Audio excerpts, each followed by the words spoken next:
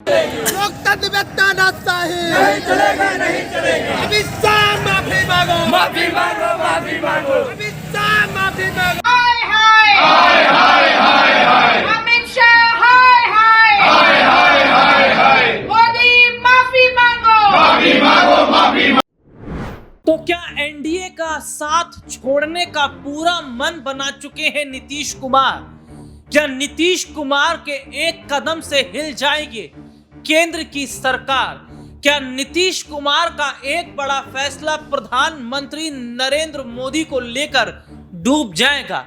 गलती अमित शाह करें तो हर्जाना नीतीश कुमार क्यों भुगते? और क्यों अब नीतीश कुमार के मन में छटपटाहट इसलिए भी है क्योंकि अमित शाह को देश की जनता छोड़ नहीं रही है और विपक्ष ने इस आग को बुझने नहीं दिया है। चिंगारी तो और तब भड़क जाती है जब पूरा विपक्ष इस सड़कों पर उठ उठ खड़ा होता है और विपक्ष ये मांग करता है और राष्ट्रपति द्रौपदी मुर्मू को चिट्ठी लिख दी जाती है कि अमित शाह को तुरंत बर्खास्त किया जाए, अमित शाह से इस्तीफा लिया जाए। तो क्या अगर प्रधानमंत्री नरेंद्र मोदी को अपनी सत्ता बचानी है तो अमित शाह को उनके पद से बर्खास्त करना पड़ेगा? और क्या अमित शाह को अगर इस्तीफा देना पड़ा तो क्या वाकई इसका एक बड़ा फर्क पड़ेगा? लेकिन समझिएगा जरा कि अगर अमित शाह ने झुकने से मना कर दिया और अमित शाह इस्तीफा नहीं देते तो क्या प्रधानमंत्री नरेंद्र मोदी का कार्यकाल अब कहा जाए तो खत्म होता ही नजर आ रहा है, या उन्हें अब खुद अपना पद छोड़ना पड़ेगा? क्योंकि गलती अमित शाह कुछ ऐसी कर गए हैं जिसका खामियाजा न सिर्फ प्रधानमंत्री नरेंद्र मोदी को बल्कि नीतीश कुमार को भी उठाना पड़ रहा है।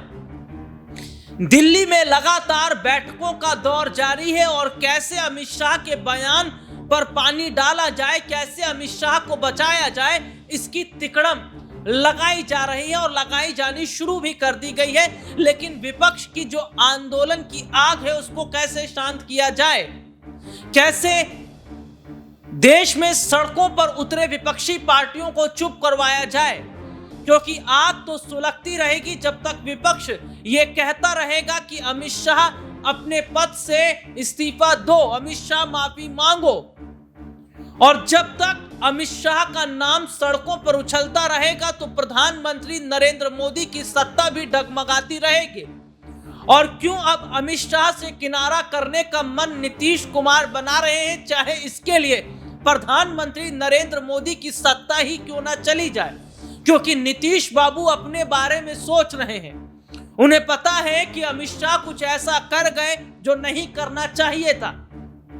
बाबा साहब भीमराव अंबेडकर का अपमान करना और नीतीश कुमार के लिए मुश्किलें खड़ी करना, यह अब और इसलिए दिख रहा है क्योंकि बिहार में कुछ स्थिति में अपने दर्शकों को बताऊंगा कि जातिगत कैसे कैसे वोट हैं और किस तरीके से नीतीश कुमार को अब सत्ता बचाना बहुत मुश्किल इसलिए पड़ रहा है क्योंकि वो एनडीए का हिस्सा है। और विपक्ष ये कह रहा है कि जब अमित शाह ने बाबा साहब का अपमान किया तो नीतीश ने भी किया, क्योंकि नीतीश कुमार अमित शाह के खिलाफ कुछ बोल नहीं रहे हैं, चुप रहे हैं, चुप्पी साधी हुई है, यानी कि क्या समर्थन कर रहे हैं। और अमित शाह की वजह से अब प्रधानमंत्री नरेंद्र मोदी की भी मुश्किलें बढ़ेंगी और कैसे पूरे देश भर में आंदोलन छेड़ दिया गया है शाह के खिलाफ कि शाह माफी मांगो, और शाह को इस्तीफा देने पर मजबूर कर दिया जा रहा है। लेकिन उससे पहले यह समझ लीजिए कि जब एक बैठक बुलाई जाती है और उस बैठक में नीतीश कुमार मौजूद नहीं रहते हैं तो फिर इसके कई सियासी मायने शुरू ये हो जाते हैं कि क्या नीतीश कुमार को लेकर जो खबरें आ रही हैं कि वो एनडीए का साथ छोड़ देंगे, एनडीए से अलग हो जाएंगे, और क्या इसके लिए अगर जरूरत पड़ी तो प्रधानमंत्री नरेंद्र मोदी की सत्ता भी गिरा देंगे। तो क्या ऐसा हो रहा है और क्या ऐसा होगा? बिहार में अगले साल यानी 2025 में विधानसभा के चुनाव होने वाले हैं और बिहार के विधानसभा चुनाव से पहले अमित शाह से बहुत ज्यादा नाराज नीतीश नजर आ रहे हैं। नीतीश कुमार भी चाहते हैं कि अमित शाह माफी मांग ले और अगर जरूरत पड़ रही है तो अपना पद भी छोड़ दे। लेकिन अगर ऐसा अमित शाह नहीं करते हैं तो फिर नीतीश बाबू एनडीए का हिस्सा नहीं रहेंगे। इसके पीछे नीतीश की एक बड़ी मजबूरी बन गई है, सुनिएगा ध्यान से। बिहार में अगर वोट प्रतिशत की बात कर ली जाए तो बिहार में जो दलित वोट है वो आता है 19.65%। आदिवासी जो वोट बैंक है वो है 1.68%। ओबीसी की अगर बात कर ले तो 27.12% है। ये वोट बैंक है। और इनमें से कौन सा वोट बैंक है जिसने नीतीश कुमार को हमेशा से बिहार की सत्ता का रुख किया है, जिसने हमेशा से बिहार की सत्ता पर नीतीश कुमार को बिठाया है, उन्हें मुख्यमंत्री बनाया है? देखिए, अगर हम बात कर लें कि बिहार चुनाव पर इसका असर दिखता तो नजर आ रहा है, लेकिन अति पिछड़ा, जी हां, इसका असर देखिए, अति पिछड़ा और दलित वोट बैंक की बात कर लेते हैं तो ये नीतीश कुमार का सबसे बड़ा हथियार है। और मैं दलित वोट बैंक की जो प्रतिशत बता चुका हूं वो है 19.65%। और अति पिछड़ा की अगर हम बात कर लेते हैं तो 36.01%। यानी अति पिछड़ा और इसके साथ ही साथ अगर बात कर लेते हैं दलित वोट बैंक, ये दोनों वोट बैंक हैं जिन्होंने नीतीश कुमार को अभी तक सत्ता दिलाई है। लेकिन अब यही वोट बैंक नीतीश कुमार से नाराज हो गए हैं या विपक्षियों ने माहौल बना दिया है कि नीतीश कुमार को बाबा साहब अंबेडकर की नहीं चिंता, उन्हें दलितों की, अति पिछड़े लोगों की चिंता नहीं, उन्हें पिछड़े समाज, दलित समाज की चिंता नहीं, उन्हें चिंता अमित शाह की है। और ऐसे में जो नीतीश कुमार पर सवाल खड़े किए जा रहे हैं, उसके बाद यह कहा जा रहा है कि नीतीश कुमार ने अब एनडीए से दूरी बनानी शुरू कर दी है। और खबर आ रही है कि कभी भी प्रधानमंत्री नरेंद्र मोदी से दिल्ली में आकर मुलाकात कर सकते हैं। यानी कि फुल एंड फाइनल करने की तैयारी क्या हो गई है, क्या कर ली गई है? क्या नीतीश कुमार अब एनडीए से अलग होकर ही रहेंगे?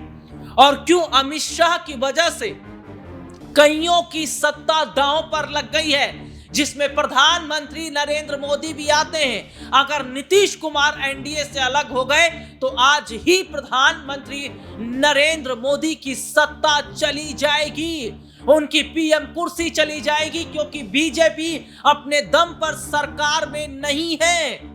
भारतीय जनता पार्टी इस वक्त हाशिए पर खड़ी है, बैसाखी पर चल रही है। नीतीश कुमार और चंद्रबाबू नायडू, ये दोनों बड़े चेहरे जिनका समर्थन मोदी जी को है, और इनमें से एक भी अगर टूट गया तो प्रधानमंत्री नरेंद्र मोदी को अपना पद छोड़ना पड़ेगा। और नौबत क्या अब आन पड़ी है कि प्रधानमंत्री नरेंद्र मोदी ज्यादा समय तक पीएम कुर्सी पर नहीं रह पाएंगे, क्योंकि अमित शाह ने झुकने से मना कर दिया। आगे बढ़ेंगे, लेकिन उससे पहले जरा आप देख लीजिए पूरे देश में कैसे अमित शाह के खिलाफ माहौल बन गया है और विपक्ष उनके इस्तीफे की मांग कर रहा है। परम पूजनीय बाबा साहब डॉक्टर अम्बेडकर का अपमान किया गया है, उसको भारत देश ही नहीं विदेश में भी उसका विरोध होने जा रहा है। इसमें अगर सरकार के लोगों ने और गृह मंत्री जी ने अगर माफी नहीं मांगी तो घर घर में बीजेपी के लोग काले झंडे दिखाने का काम करें, घर घर में विरोध होगा, किसी गांव में बीजेपी के लोगों को नहीं घुसने दिया जाएगा। इसलिए आज इनके पास हम लोग अल्टीमेटम देने के लिए आए हैं कि अगर देश के गृह मंत्री जी ने अगर माफी नहीं मांगी तो हम लोग इस आंदोलन को राष्ट्रव्यापी आंदोलन। ये देखा आपने कि किस तरीके से अमित शाह के खिलाफ पूरा माहौल बन गया है और ये कहा जा रहा है कि अब अमित शाह को माफी मांगना पड़ेगा। इतना ही नहीं, विपक्षी पार्टियों ने देश की राष्ट्रपति द्रौपदी मुर्मू को चिट्ठी लिखी है और यह कहा गया है कि अमित शाह को बर्खास्त किया जाए, उनसे माफी मंगवाई जाए लिखित में और उन्हें पद छोड़ने के लिए कहा दिया जाए। लेकिन क्या राष्ट्रपति इस पर संज्ञान लेंगे या नहीं, यह कहना अभी फिलहाल बहुत जल्दबाजी होगी। लेकिन जरा सुनिए कि कैसे नीतीश कुमार का एक बड़ा कदम अब एनडीए के लिए मुश्किलों को और बढ़ा रहा है, या ये कहा जाए कि एनडीए अब खत्म होता नजर आ रहा है और एनडीए को खत्म करने में नीतीश कुमार का बड़ा योगदान रहेगा। दरअसल नीतीश कुमार बीजेपी से उखड़े उखड़े नजर आ रहे हैं। हाल ही में बीजेपी की कुछ बैठक हुई है, उस बैठक में नीतीश कुमार नजर नहीं आए। इस बैठक में बड़े बड़े चेहरे दिखाई दिए। अमित शाह को कैसे डिफेंड करना है, कैसे बचाना है, इसका प्लान तैयार किया जा रहा था और उपेंद्र कुशवाहा उन्होंने अमित शाह का समर्थन किया है और सीधे तौर पर देखा जा रहा है कि अमित शाह का बचाव इनकी कुछ सहयोगी पार्टियां कर रही हैं, इनके कुछ अपने नेता कर रहे हैं, लेकिन बात नहीं बन पा रही है। अब समझिए कि 2025 का जो बिहार विधानसभा चुनाव है वो कैसे रहने वाला है और तेजस्वी यादव के चेहरे पर चुनाव लड़ा जाएगा, ये ऐलान करने के बाद आरजेडी बिहार में मजबूत पोजीशन में आ गई है, क्योंकि बैठे बिठाए अमित शाह ने मुद्दा दे दिया है। बिहार में मुख्यमंत्री बनने की तैयारी तेजस्वी कर रहे हैं, क्योंकि बिहार में चिंगारी उन्होंने भी लगा दी है और दलितों को, अति पिछड़ों को, ओबीसी वर्ग के लोगों को यह कहलवा दिया गया है कि नीतीश कुमार केवल सत्ता के भोगी हैं। केवल नीतीश कुमार को सत्ता से मतलब है। ये लोग ना अति पिछड़ों का सम्मान करते हैं, ना पिछड़ों का सम्मान करते हैं, ना आदिवासियों का सम्मान करते हैं। और जरा मैं अपने दर्शकों को बता दूं कि बिहार में जो दलित वोट बैंक की मैं बात कर रहा था 19.65% और इसके साथ ही अति पिछड़ा 36.1%, जिनकी कितनी बड़ी तादाद है। और अब इन पर नजर, जी हां, इन पर नजर तेजस्वी यादव की है। और ऐसे में यह देखा जा रहा है कि तेजस्वी यादव क्या बिहार में मुख्यमंत्री बनते नजर आ रहे हैं और क्या आरजेडी बहुमत के साथ सरकार बनाएगी, क्योंकि अमित शाह की गलती को अब नीतीश कुमार को भी भुगतना पड़ेगा। और नीतीश कुमार शायद अब 2025 में सीएम ना रह पाए अगर वो बड़ा फैसला नहीं लेते हैं। तो सवाल ये भी खड़ा हो रहा है कि क्या एक बार फिर आरजेडी की तरफ पलटने के लिए तैयार है नीतीश कुमार, क्योंकि नीतीश कुमार का इतिहास रहा है कि जब जब सत्ता खतरे में आई है तब तब पलटी मारी हो उन्होंने। और नीतीश की इस आदत को बीजेपी जानती है। भले ही नीतीश कुमार ये कह रहे थे कि अब गलती हो गई, अब दोबारा गलती नहीं होगी, लेकिन नीतीश कुमार का बयान बिल्कुल ऐसा जैसे पानी पर लकीर खींचना, क्योंकि नीतीश कुमार कभी भी एक स्टैंड पर नहीं टिके रहे हैं। और ऐसे में अमित शाह तो माफी मांगना छोड़िए, अपना पद तक छोड़ने के लिए तैयार नहीं है। उल्टा वो विपक्षी पार्टियों को धमका रहे हैं, धमकियां दे रहे हैं कि जो मन है वो कर लीजिए। तो सत्ता का इतना गुमान, इतना अहंकार क्या अमित शाह के लिए ठीक है? क्या अमित शाह को नहीं पता है कि बीजेपी अकेले अपने दम पर सरकार में नहीं है? चंद्रबाबू नायडू और नीतीश कुमार, ये दोनों बड़े पिलर, अगर एक पिलर भी हिल गया तो अमित शाह कहीं के नहीं रहेंगे। फिर तो जाहिर तौर पर सरकार का रोल ही खत्म केंद्र में हो जाएगा। लेकिन यहां पर यह देखा जा रहा है कि क्या अमित शाह के इस्तीफे पर अब नीतीश कुमार भी बात कर रहे हैं। और क्यों खबर ये सामने आ रही है कि दिल्ली में प्रधानमंत्री नरेंद्र मोदी के साथ एक मुलाकात उनकी हो सकती है। क्या वाकई बिहार चुनाव को देखकर नीतीश कुमार ने बड़ा फैसला ले लिया? क्या आखिरी बातचीत अब प्रधानमंत्री नरेंद्र मोदी से होती नजर आएगी? और क्या अगर अमित शाह ने इस्तीफा नहीं दिया तो प्रधानमंत्री नरेंद्र मोदी को अपनी कुर्सी छोड़नी पड़ेगी? लेकिन बाबा साहब भीमराव अंबेडकर का अपमान तो हुआ है और अपमान अमित शाह ने किया है। और इसको देश कैसे भूले, इसको देश की जनता कैसे भूले, इसको विपक्ष कैसे भूले?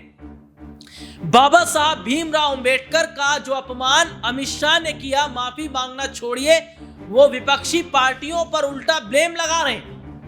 और बीजेपी की अब कोई तरकीब, कोई रणनीति काम इसलिए नहीं आ रही है क्योंकि पूरे देश में एक चिंगारी उठ खड़ी हुई है कि अब तो एनडीए को तहस नहस कर देना है, अब तो अमित शाह का इस्तीफा लेना ही है, क्योंकि अब ऊंट पहाड़ के नीचे आया है।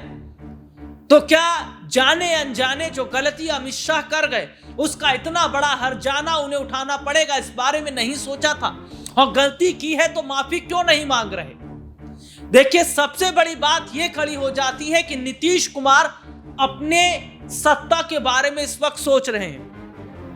अगर एनडीए टूटता है, एनडीए तहस नहस होता है, प्रधानमंत्री को इस्तीफा देना पड़ता है तो दे दीजिए, लेकिन नीतीश कुमार अपनी कुर्सी नहीं छोड़ना चाहते, क्योंकि नीतीश के हाथ से कुर्सी फिसली तो फिर कभी मौका उन्हें नहीं मिल पाएगा। और क्या वाकई अब आरजेडी के साथ हाथ बढ़ाने की तैयारी नीतीश कुमार कर रहे हैं, क्योंकि बीजेपी की कई बैठकों से नीतीश कुमार का गायब रहना और अमित शाह पर चुप्पी साधना, चल क्या रहा है नीतीश कुमार के मन में, और क्यों नीतीश कुमार अब वोट प्रतिशत को देखने के बाद अब आखिरी मुलाकात प्रधानमंत्री से करते नजर आ रहे हैं। और क्या सियासी गलियारों में जो चर्चाएं शुरू हो गई हैं कि अगर अमित शाह इस्तीफा नहीं देते तो नीतीश कुमार को फिर एनडीए से अलग होना पड़ेगा, और क्या अमित शाह के हाथ में है केंद्र की सत्ता को बचाना, क्योंकि इधर अमित शाह ने इस्तीफा दिया, उधर सरकार बच गई,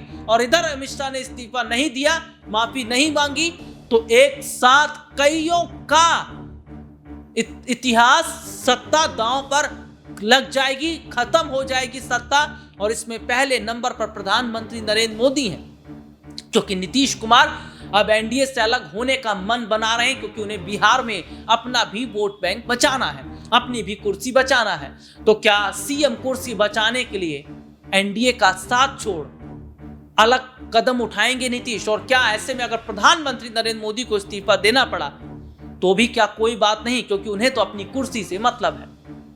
आज के लिए इतना ही, आपसे फिर दोबारा मुलाकात होगी, तब तक ले जा दीजिए, नमस्कार।